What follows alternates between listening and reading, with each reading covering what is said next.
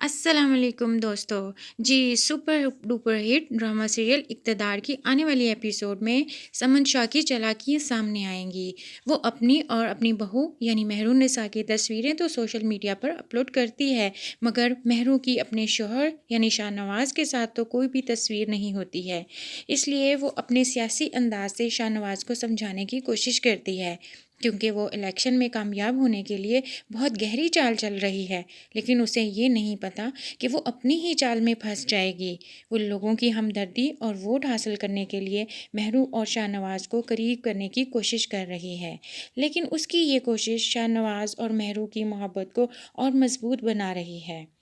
اور دوستوں، نکاح کے رشتے میں جب محبت کی طاقت شامل ہو جائے تو پھر تو وہی حال ہوتا ہے جو اب شاہ نواز کا ہو رہا ہے، یعنی وہ جتنا مہرو سے دور رہنے کی کوشش کر رہا ہے، لیکن اتنا ہی اس کی خوبصورتی اور محبت کی دلدل میں پھنستا چلا جا رہا ہے، اور وہ خود بھی اس وجہ سے بہت پریشان ہے،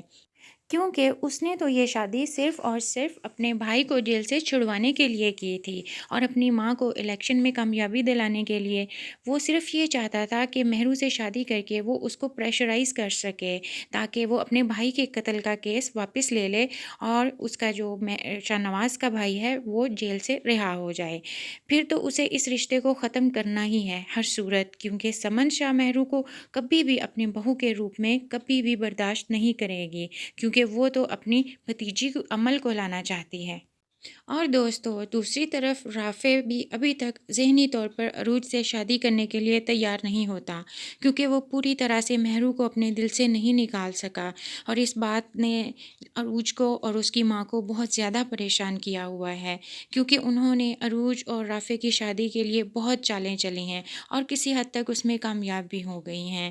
جی دوستو، تو سب سے دلچسپ اور مزیدار جو چیز اس ڈرامے میں آنے والی ایپیسوڈ میں ہونے جا رہی ہے وہ ہے مہرو اپنی جگہ شاہ نواز کے گھر میں کس طرح بناتی ہے اور شاہ نواز کے دل و دماغ میں کس طرح چھا جاتی ہے۔ اور دوستو، اگر آپ نے ابھی تک میرا چینل سبسکرائب نہیں کیا تو جلدی سے کر لیں، تاکہ شاہ نواز اور مہرو کی اس انوکھی محبت کی کہانی کی ہر ایپیسوڈ کے ہر پہلو کو آپ کے سامنے پیش کر سکوں۔ Thank you.